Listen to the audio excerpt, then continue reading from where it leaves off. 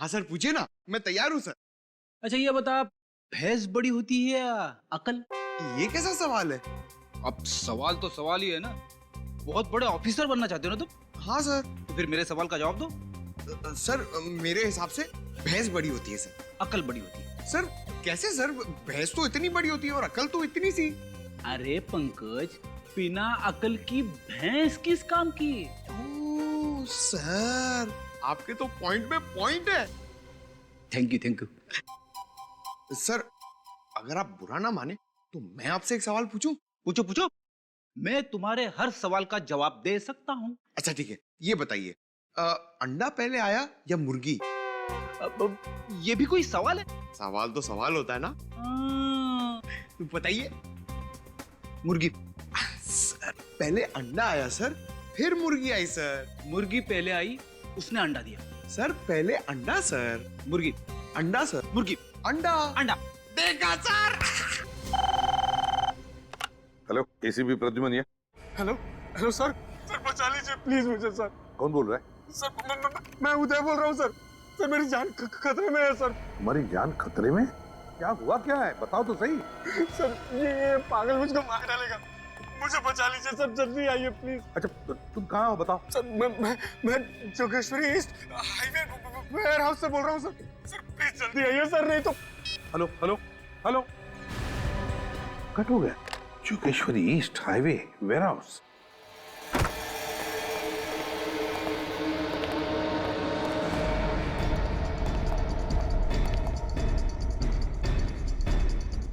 जगह तो यही बताई थी उसने, मगर यहाँ तो कोई दिख नहीं रहा। आवाज कैसी? अंदर से आ रही है।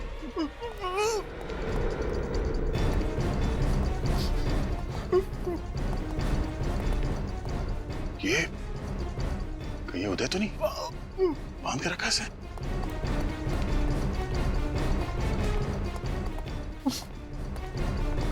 उदय, क्या ये सर क्यों ला? हम लोग सीआईडी से, फोन पे बात हुई थी तुमसे, बार बार सर ला। प्रॉब्लम तो नहीं? देखो घबराओ नहीं, हम तुम्हें बचाने आए हैं। उदय, हाँ? उदय, अरे उदय, क्या वैसे? ये तो मर गया। ये कैसे मर सकता है? अभी अभी तो जिंदा था ये।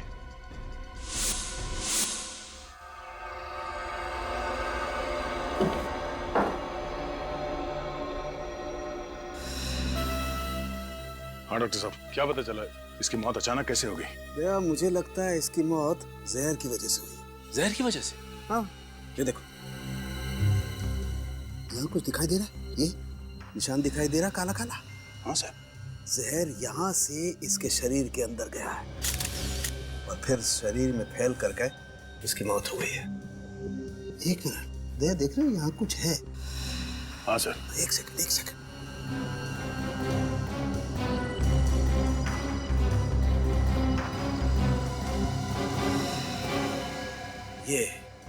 ये देखो, ये सुई, ये जहरीली सुई चुभोई गई है इसकी गर्दन पे, इसकी वजह से मौत हुई है इसकी। मगर सर जब हम लोग यहाँ पे पहुंचे तभी आदमी जिंदा था, तो क्या इसे कोई ऐसा जहर दिया गया है जिसका असर धीरे धीरे होता है? वो तो पता करना पड़ेगा दया। तो सर फिर इनकी बॉडी को फॉरेंसिक ले चले? नहीं, उसकी जरूरत नहीं है, यही पता लग जाएगा। यही पता लग जाएगा? कैसे सर? कोई जादू है? हाँ, जादू ही समझो। ये बॉक्स देख रहे हो? ये जादुई पिटारा है क्या सर इस पिटारे में? दया बहुत ही इंपॉर्टेंट मशीन है। जब भी मुझे जरा सा भी शक होता है कि किसी इंसान की मौत जहर की वजह से हुई है, मैं तुरंत उसका ब्लड सैंपल लेकर के यहाँ इस पैनल पे रखता हूँ। उससे क्या होता है सर? उससे होता यह है कि ये जादुई मशीन 2 सेकंड के अंदर बता देती है कि वो जहर आखिर है कौन सा। ये तो हमारे काम की चीज है। तालुके की हर चीज बहुत काम की होती है भाई। अब देखो, पता चल जाएगा कि ये जहर है कौन सा।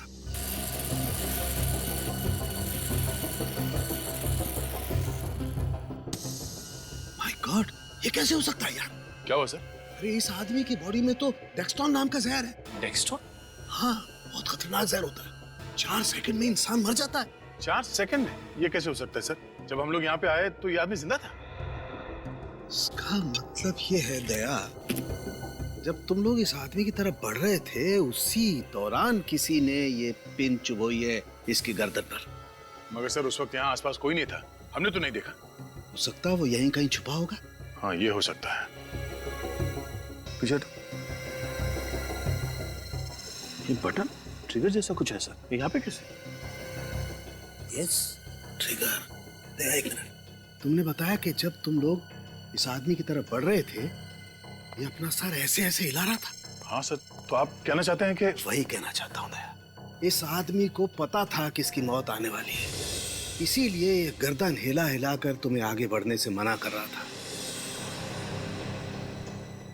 लेकिन आप लोग इसकी बात समझ नहीं पाए और गलती से किसी का पैर इस ट्रिगर पे पड़ गया और सुई आके इसके गर्दन पे लगी और इस बेचारे की मौत हो गई।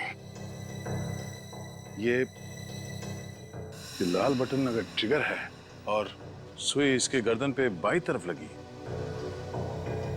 मतलब वो सुई यहाँ इस तरफ से आई होगी, इस दीवार की तरफ से। बिल्कुल।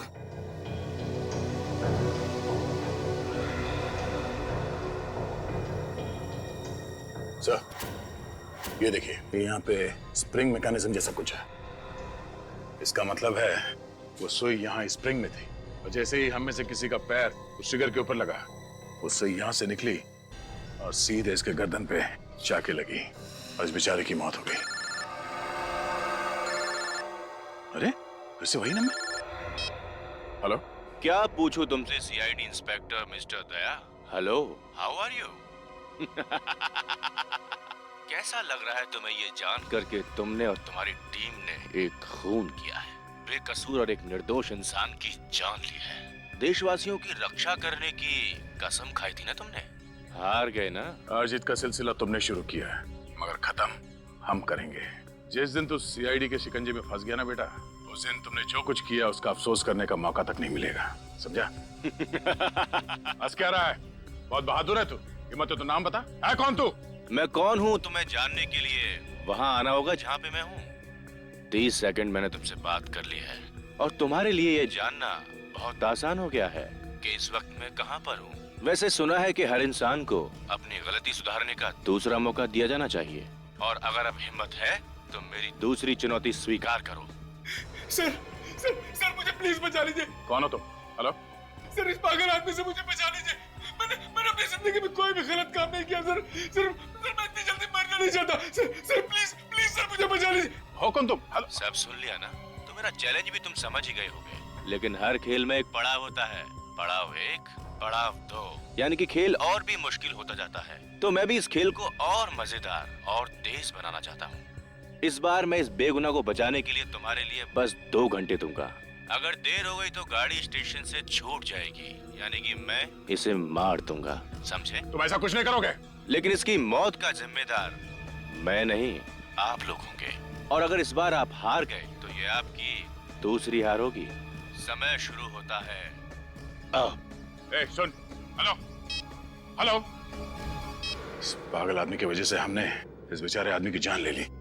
सर इस पागल आदमी का मोबाइल हमें जल्द से जल्द ट्रेस करना होगा सर। हाँ सचिन, मगर हमें और चौकन्ना रहना पड़ेगा। एक और आदमी की जान को खतरा है, किसी भी तरह इस सरफिरे को ढूंढना होगा। Thanks a lot. जिस फोन से कॉल आया था उसका लोकेशन ट्रैक हो चुका है। मीरा रोड के एक बंगले से फोन किया गया था। वो मीरा रोड ले लो। लेकिन सर अभी तो हम जोगेश्वरी में हैं। हाँ, मीरा रोड पहुंचने में कम से कम 1 घंटा तो लग जाएगा। और वो भी तब सर जब ट्रैफिक नहीं मिलेगा, और ये तो पीक ट्रैफिक आ रहा है। विनीत, शॉर्टकट ले लो यार। यस सर, वहीं से लेता हूँ। Hello, yes sir. उदय, वो भी उसी का था? हाँ सर, हम लोग सीधा मीरा रोड जा रहे हैं। Okay okay sir. Jogeshwari warehouse में जिस आदमी की मौत हुई थी उसका नाम उदय था, और वो गुड लुक कंस्ट्रक्शन कंपनी का मालिक था, और जिस वेयर हाउस में मौत हुई वो भी उसी के नाम था। अब ये क्या बात? नहीं सर, मेरा कहने का मतलब है कि ये आदमी उदय जिसकी लाश मिली है, वो गुड लुक कंस्ट्रक्शन कंपनी का मालिक भी है, वो वेयर हाउस भी उसी का है, उसकी लाश भी उसी वेयर हाउस में मिली है। तो कुछ तो चक्कर जरूर है सर।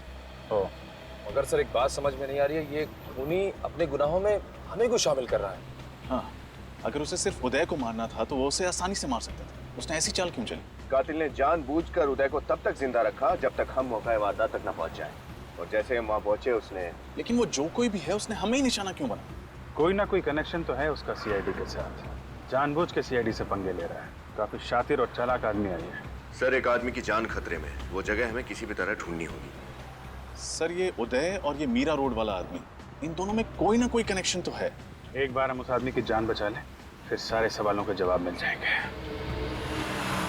यही बंगलो है वो। एक सब लोग सावधानी से, होशियारी से। अंदर कुछ भी हो सकता है। इस बार हमें उस आदमी की जान बचाना ही है। सर ऐसा तो नहीं है कि हम लोग कोई गलती करने जा रहे हैं। देखिए ये भी हो सकता है कि किलर ने इस दरवाजे में ऐसी कोई चीज लगा दी हो जिससे कि हमारे ये दरवाजा खोलते ही अंदर उस आदमी की मौत हो जाए। ऐसा लगता नहीं है सूरज। खूनी अगवा किए हुए आदमी को सीआईडी के सामने मारना चाहता है ताकि सीआईडी लाचार और बेबस देखती रहे। लेकिन सर तुम सिर्फ सर की बात सुनो और उस पर अमल करो। चलो सर प्लीज मेरी बात समझिए, मैं आप लोगों की मदद ही करना चाहता हूँ। मदद की जरूरत अंदर पड़ेगी सूरज।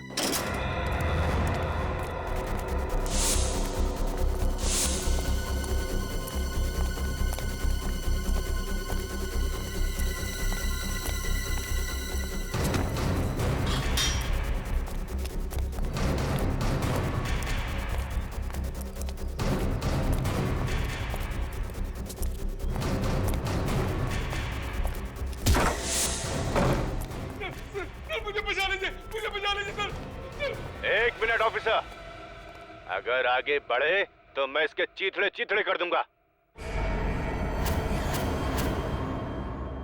क्या बिगाड़ा इस आदमी ने तुम्हारा? हैं? छोड़ दो इसे। छोड़ दूंगा? जल्दी भी क्या है, पहले एक खेल तो खेल लूं तुम्हारे साथ। खेलना चाहोगे? देखो अगर इस आदमी को बचाना है तो इस बॉक्स का रिमोट मैंने इसी कमरे में छुपा के रखा है, यहीं पर, और उसके लिए तुम्हारे पास है 30 सेकंड और तुम्हारा खेल शुरू होता है अब।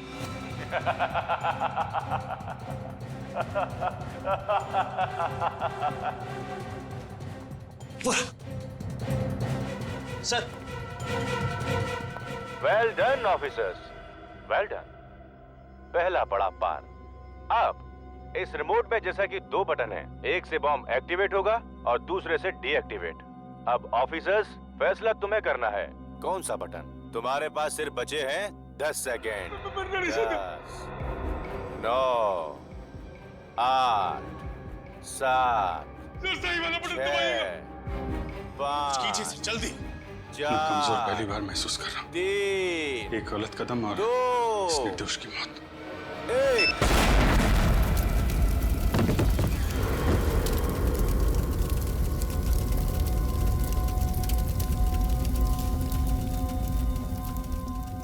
तुम जैसे दोनों सीनियर्स ऑफिसर्स के होते हुए दोनों मासूमों की जान चली गई ऑफिसर अभिजीत।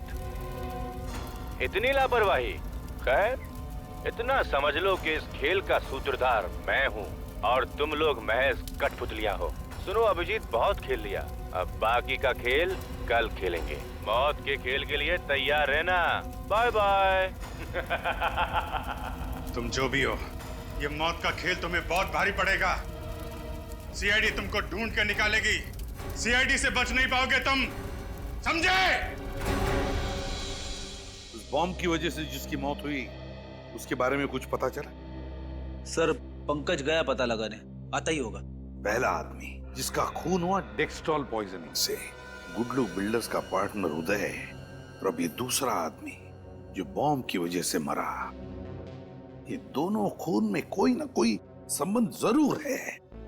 और वहां अभिजीत बेचारा अपने आप को कोस रहा है कि गलत बटन दबाने की वजह से ब्लास्ट हुआ और उस आदमी की मौत हुई। लेकिन ऐसा है नहीं बॉस। अभिजीत से कहो अपने आप को दोषी मानना बंद कर दे। क्या मतलब?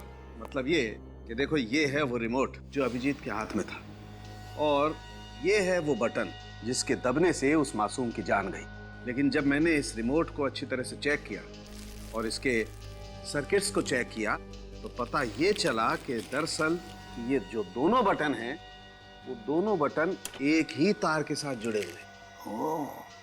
मैं कुछ समझा नहीं सर।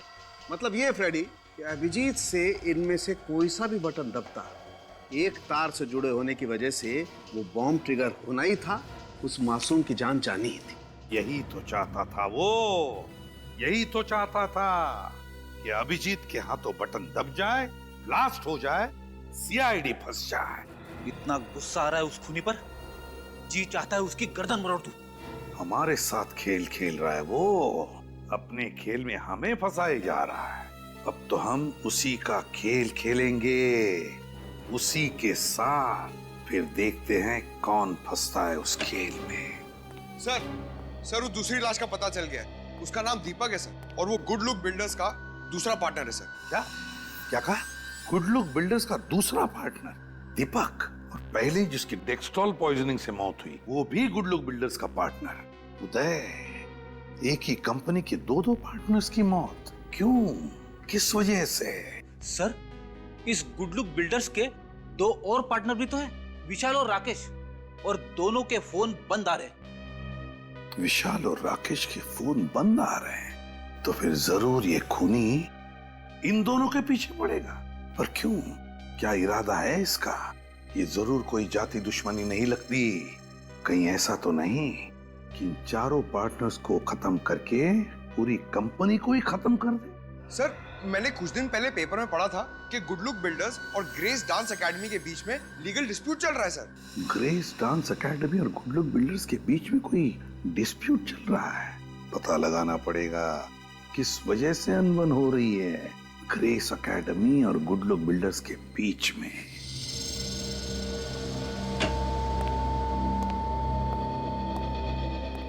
एक्सक्यूज मी जी। ये डांस एकेडमी कौन चलाता है? जी मैं। आपका नाम?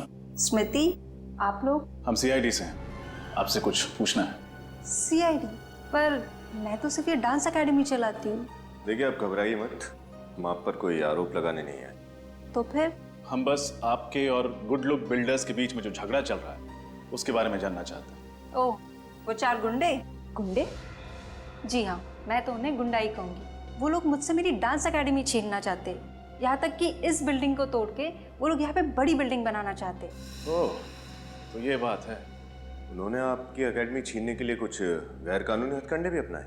हाँ सर, अपने राजनीतिक संबंधों का इस्तेमाल करके उन्होंने यहाँ के मालिक पर दबाव डाला है, जिसकी वजह से हमारी 10 साल की लीज कैंसिल कर दी गई है।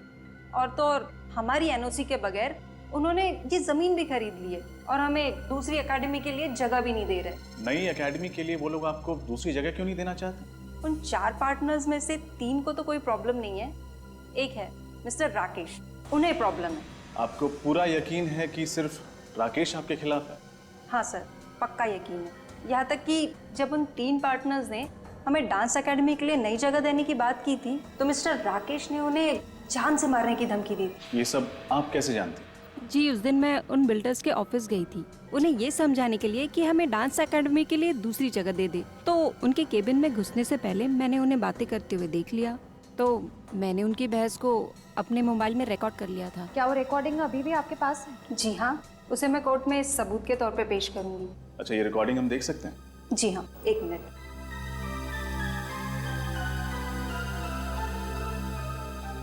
Thank you. भाई राकेश, हमारी समझ में ये नहीं आ रहा है कि आखिर तुम्हें तकलीफ क्या है। तुम उस डांस एकेडमी की मालकिन, वो क्या नाम है उसका, स्मृति, उसको उसके डांस एकेडमी चलाने के लिए कोई दूसरी जगह क्यों नहीं दे देते? क्यों दे दे हम? अरे दिमाग खराब हो गया तुम लोगों का? 2 एकड़ जमीन देनी पड़ेगी। 2 एकड़ कोई मुफ्त में नहीं आता है। 8 करोड़ रुपए लग जाएंगे, 8 करोड़। हम यहाँ पर बिजनेस करने बैठे हैं, कोई दान दक्षिणा देने के लिए नहीं। क्यों विशाल, मैं सही कह रहा हूँ ना? यार, बात तो तुम ठीक कह रहे हो, लेकिन जब स्मृति का लीज रद्द किया था तो उससे एक वादा भी किया था कि उसे डांस एकेडमी चलाने के लिए एक नई जमीन देंगे। किया था कि नहीं वादा? राकेश, ये मत भूलो कि गुड लुक बिल्डर्स के मालिक तुम अकेले नहीं हो। इस कंपनी के हम 4 पार्टनर्स हैं और जो कुछ भी निर्णय लिया जाएगा हम सबकी सहमति से लिया जाएगा। समझ गए तुम? तुम लोग नहीं मानोगे ना तो भाई मनवाएंगे। कौन भाई? कौन भाई? ये देखो, भाई का फोन भी आ गया। 1 मिनट। हाँ भाई, चीज समझ गया, पता चल गया कि आपको सब खबर लग गई है। नहीं भाई, इसकी कोई जरूरत नहीं है, मैं उन तीनों को समझाऊंगा, तीनों मान जाएंगे, पक्का पक्का। सुन लिया, भाई को सब पता चल गया है। तुम धर्मात्माओं की आत्मा को परमात्मा तक पहुंचाने की बात कर रहे थे, मैंने तो समझा के रोक दिया है। लेकिन अगर तुम लोग नहीं माने ना और स्मृति को जमीन देने की बात की तो मैं भी नहीं समझा पाऊंगा। तुम तीनों तो मरोगे ही, लेकिन मैं अपनी जान नहीं गंवाना चाहता हूं। अब फैसला तुम लोगों के हाथ में है, क्या करना चाहते हो सोच लो। आप हमें बता सकती हैं कि ये रिकॉर्डिंग आपने किस दिन और किस वक्त की थी? जी ये मैंने 25 तारीख को शाम 4:15 बजे ली थी। स्मृति जी, आप जानती हैं ये रिकॉर्डिंग आपको मुसीबत में डाल सकती है। जी आप लोग फिक्र मत कीजिए, आप लोगों की तरह मैं भी हमेशा सावधान रहती हूँ। अच्छा, आपके पास राकेश का नंबर तो हो गए? जी हाँ। नहीं, ले लो। सारी जानकारी के लिए शुक्रिया। एक और बात, क्या आप वो रिकॉर्डिंग हमें भेज सकती? जी हाँ, मैं अभी ब्लूटूथ से भेज देती हूँ। ये लीजिए। शुक्रिया, अपना ख्याल रखिएगा। सर, स्मृति के मोबाइल में हमने जो फुटेज देखा था उसमें राकेश को जो कॉल आया था उस फोन नंबर का लोकेशन यहीं ट्रेस हुआ है। ये घर है किसका? सर, शेखर भाई का। शेखर भाई वो जाना माना अपराधी? Yes sir. अच्छा, छोटी छोटी चोरियां करते करते बड़े बड़े हाथ मारने लगा, और अब बड़े बड़े हाथ मारते मारते ये शेखर भाई बन गया। चलो देखते हैं। सर, शेखर भाई का इस केस से क्या संबंध है? हो सकता है ये राकेश शेखर भाई का नाम लेके उसके बाकी के पार्टनर्स उदय, दीपक और विशाल को डरा धमका रहा हो, या फिर ये भी हो सकता है कि शेखर ने इन दोनों उदय और दीपक को हमारे हाथों मरवाया। मगर सर, ये शेखर सीआईडी के कंधों पर बंदूक क्यों रखा है? चाहता क्या है ये बात मेरी समझ में भी नहीं आ श्रेया। हमारे हाथों इन दोनों को मरवा के ये साबित क्या करना चाहता है? सर, शेखर भाई का ऐसा घर? ऐसे लोगों के दिखाने के दांत और होते हैं, संभाल के।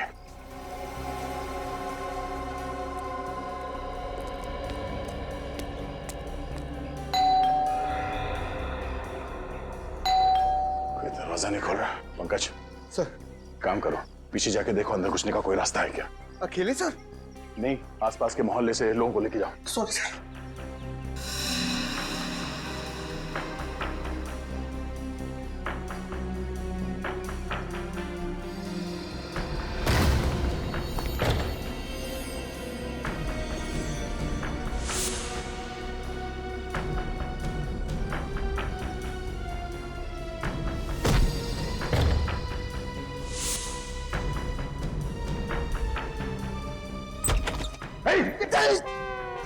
क्या करे? और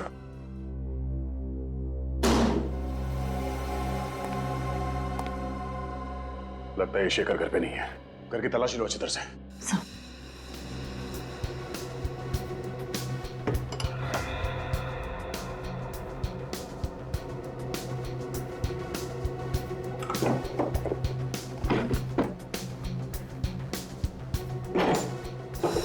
सर! हाँ पंकज? सर ये देखिए।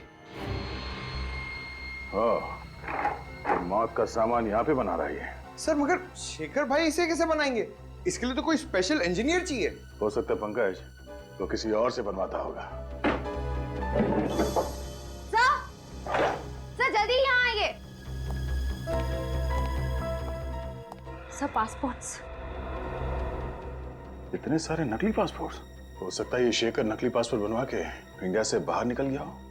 देखो बॉस, ये कोई इलेक्ट्रॉनिक की बड़ी दुकान तो है नहीं जहाँ आपको वारंटी गारंटी मिलेगी। ये मेरी छोटी सी दुकान है और आपको भी अच्छे से पता है कि आप मेरे से सामान क्यों खरीदते हो, क्योंकि मैं मार्केट में दूसरों से कम दाम में आपको माल देता हूँ। अरे बॉस, और वैसे भी इतने पैसे में इतना ही मिलेगा, और बाद में अगर ये खराब हो गया ना तो मैं कुछ नहीं कर सकता इसमें। अब आप जा सकते हैं, आप मुझे माफ कीजिए। अजीब आदमी है यार, बात करना ही बेकार है।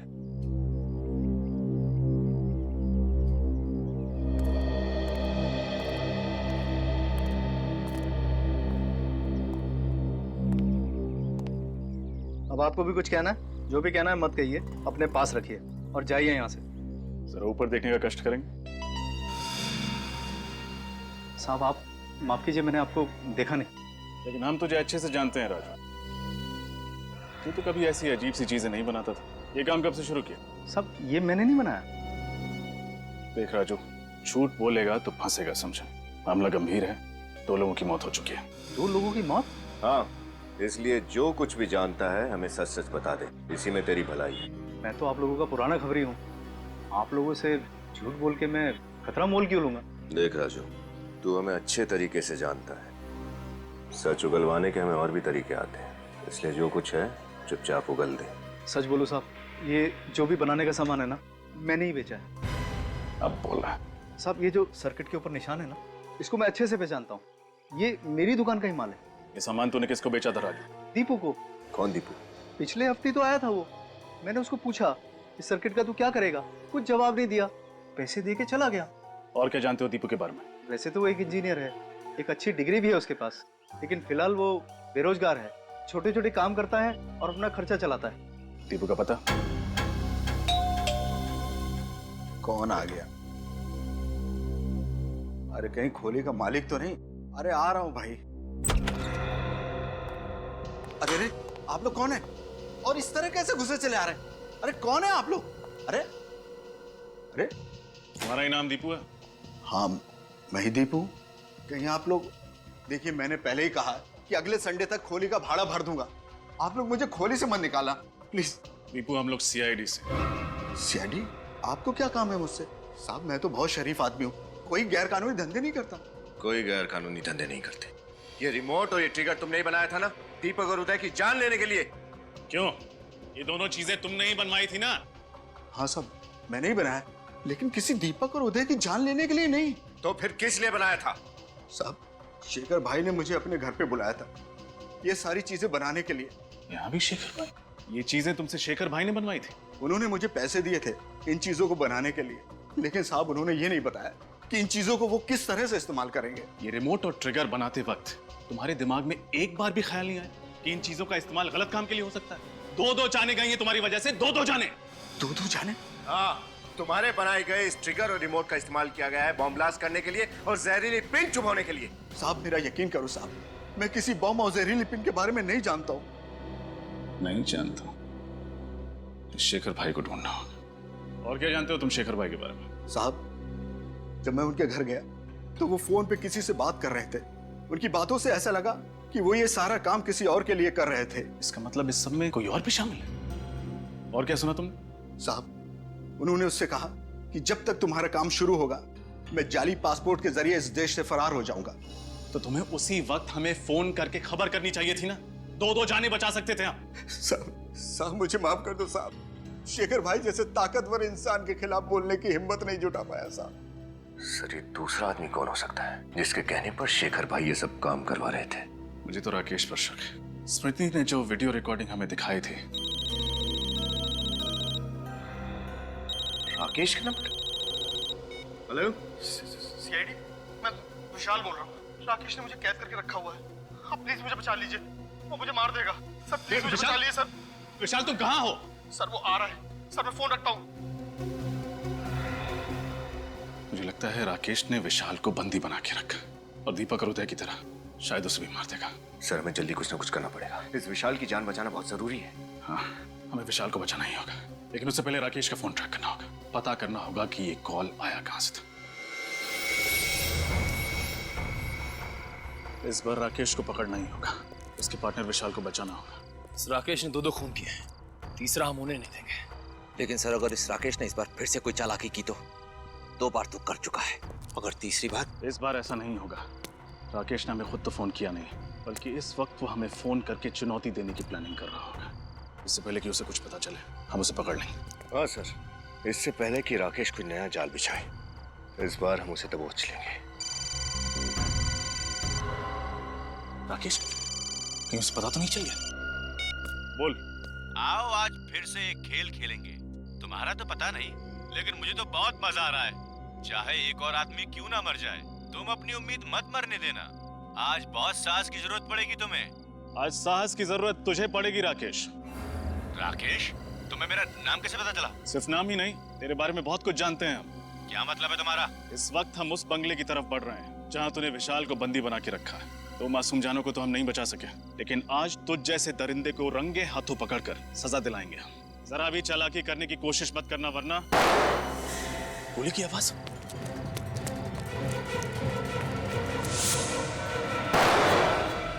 दोनों को चेक करो जल्दी।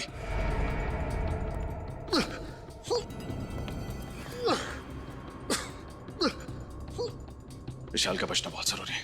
अगर ये मर गया तो सीआईडी के हाथों 3-3। जल्दी से एम्बुलेंस बुला और दोनों को अस्पताल भेजने का बंदोबस्त करो। सर, निखिल उन दोनों को लेकर एम्बुलेंस के साथ गया। सर, इस राकेश को सजा दिलवाने के लिए विशाल की गवाही बहुत जरूरी है। अच्छे से तलाशी लो, हमारे लिए ये जानना बहुत जरूरी है कि राकेश ने इस बार सीआईडी को फंसाने के लिए कौन सा जाल बिछाया था। चेक करो।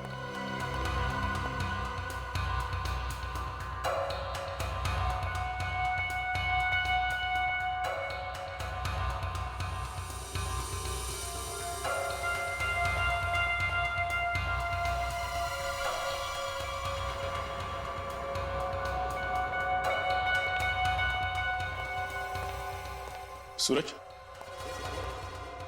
ये मोबाइल तुम्हारा तो नहीं? नहीं नहीं, यहीं पर मिला, मैं आप ही को दिखाने के लिए आया था। देखिए।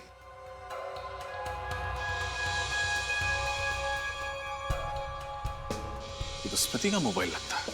हाँ सर, जब स्मृति हमें उस राकेश का वीडियो मोबाइल में दिखा रही थी तब मैंने गौर किया था, यही की चेन उसके मोबाइल में लगा हुआ था सर। ये मोबाइल टूटा कैसे? सर यहाँ पर ये खून भी है। सर अगर ये मोबाइल स्मृति का है तो इसका मतलब वो यहाँ जरूर आई थी और यहाँ कुछ ऐसा हुआ है जिसकी वजह से उसका मोबाइल नीचे गिरकर टूट गया और उसे चोट लगी। यहाँ राकेश और विशाल के बीच में जो कुछ भी हुआ वो तो हमें उन दोनों से पता चली जाएगा। एक काम करो, आसपास के क्लिनिक से पता लगा। अगर स्मृति किसी भी क्लिनिक में नहीं गई थी तो मदद के लिए डांस एकेडमी जरूर गई होगी। सारे क्लिनिक्स और हॉस्पिटल में पता लगा स्मृति का? हाँ सर, स्मृति कहीं पे भी नहीं गई थी। एक मिनट।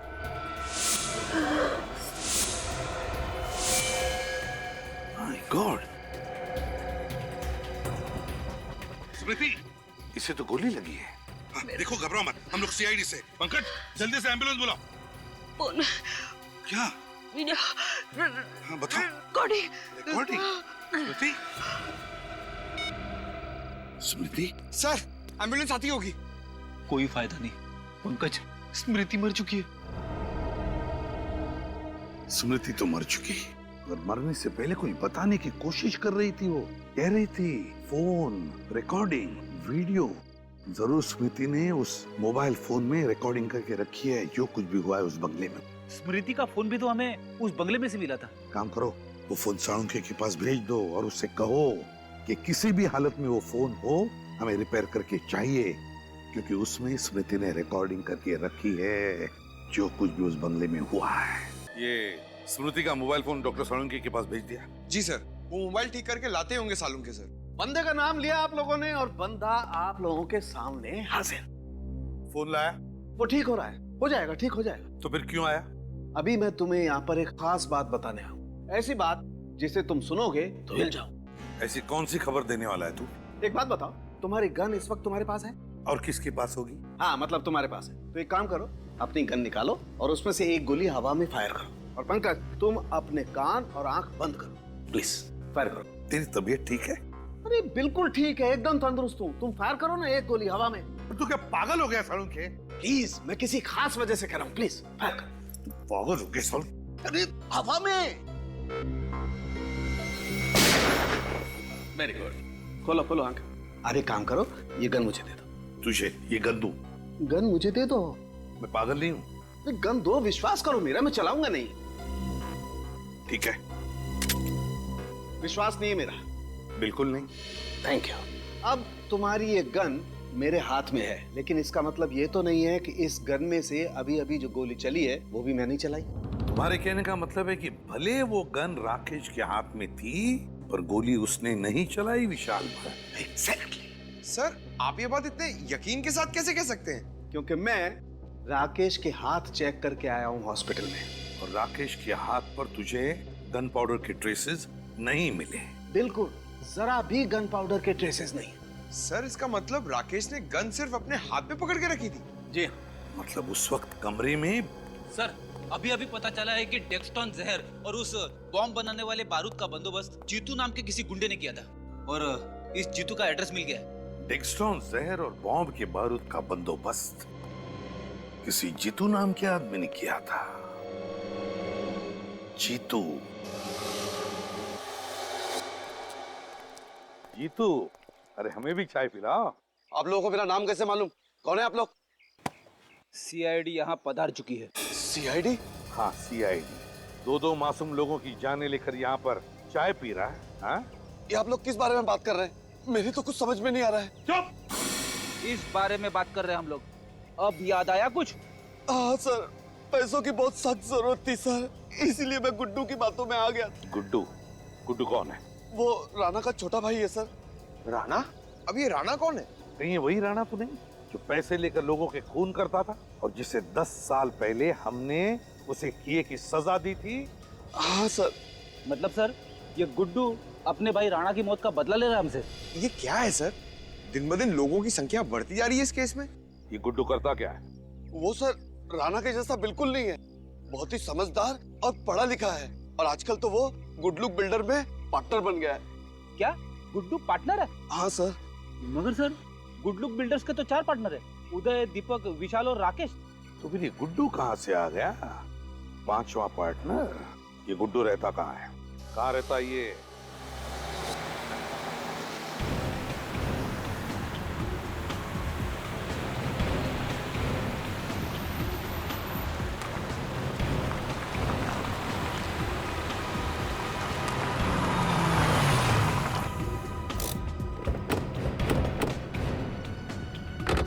सब लोग चौकन्ने रहना, कुछ भी हो सकता है।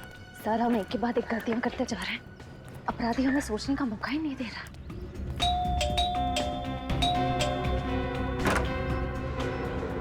दरवाजा खुला?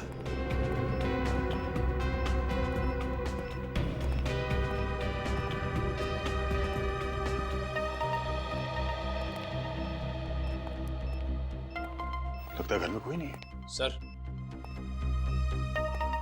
शायद यही राणा है।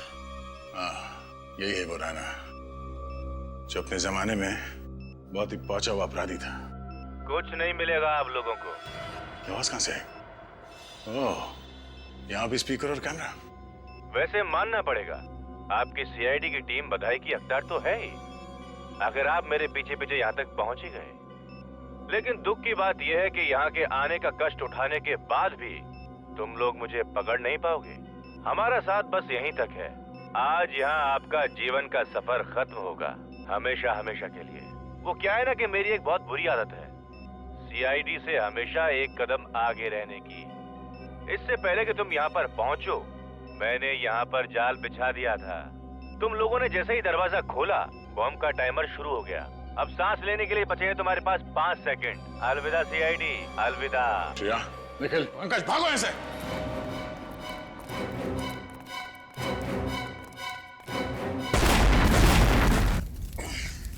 श्रेया तुम ठीक हो? निखिल, पंकज, ओके?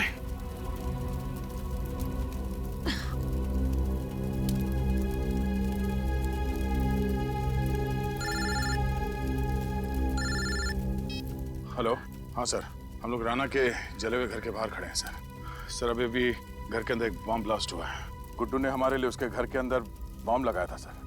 नहीं सर, हम लोग ठीक हैं, हम लोग बच गए हैं। तो आप अभी भेज रहे हैं सर? ठीक है सर, ओके। क्या हुआ सर? एसीपी साहब का फोन था। डॉक्टर सालुंके ने स्मृति का मोबाइल फोन रिपेयर करवा लिया है। इसमें एक और रिकॉर्डिंग मिली है। कैसी रिकॉर्डिंग सर? उस घर की जहाँ पे हमें स्मृति का मोबाइल मिला। इसका मतलब एसीपी सर का शक सही निकला? हाँ, आ गया एमएमएस।